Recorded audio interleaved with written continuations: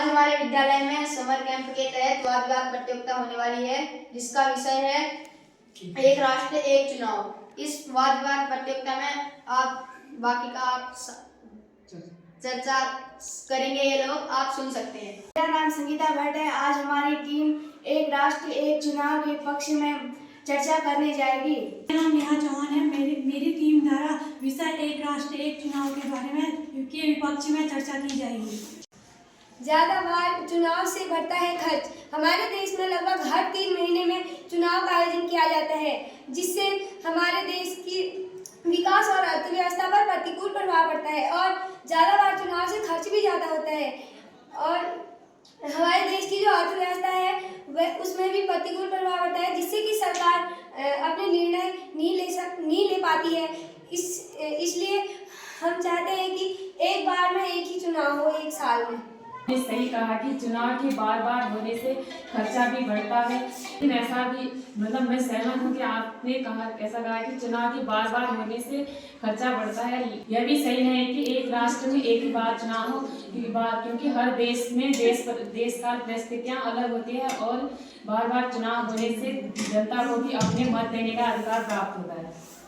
बार बार चुनाव करवाने से हमारी सरकार सभी नियमों को लागू नहीं कर पाती है और आपकी बात सही है, लेकिन बार बार चुनाव करने से हमारी सरकार का खर्च भी बढ़ता है और समय भी बहुत बर्बाद होता है। अगर एक राष्ट्र एक चुनाव हो जाए तो धन की भी बचत होगी, साथ साथ समय की भी बचत होगी, क्योंकि बार बार जब चुनाव होते हैं तो आचार संहिता लागू हो जाती है, जिसके कारण सरकार को अपने नियम लागू करने में दिक्कत आ जाती है।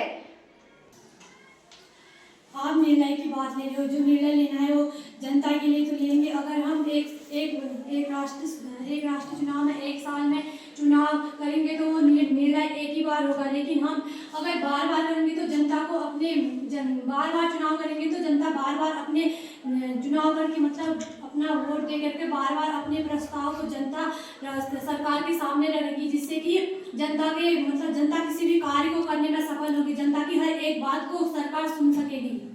खंडन करते हैं कि जनता द्वारा जनता की बात सुनने के लिए जनता दरबार ही क्यों नहीं बनाया ही क्यों नहीं। हम आपकी बात का खंडन करते हैं।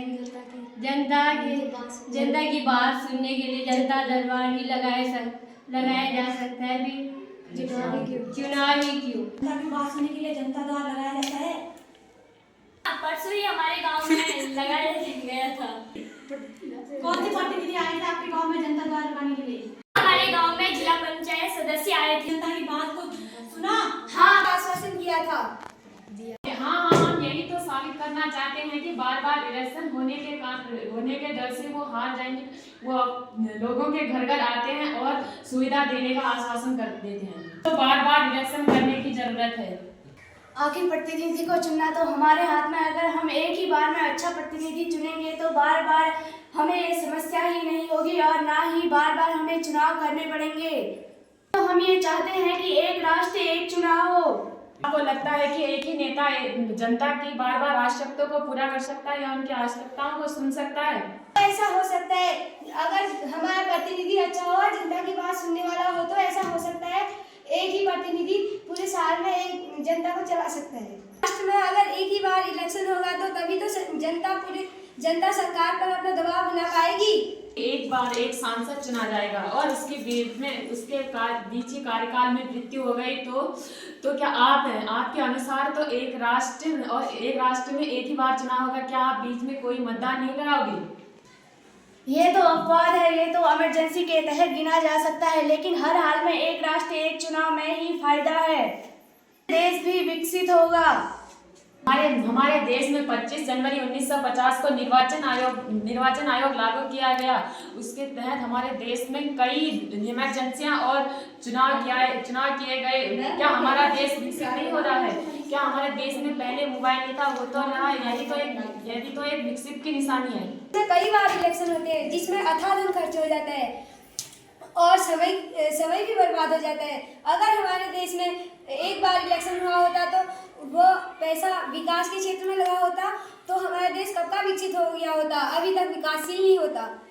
आपकी बात से सहमत हूँ। बार बार चुनाव होने से खर्चा तो होता है और पार्टियां भी अपने चुनाव में पानी की तरह पैसे को बहाती है, लेकिन देश में बार बार चुनाव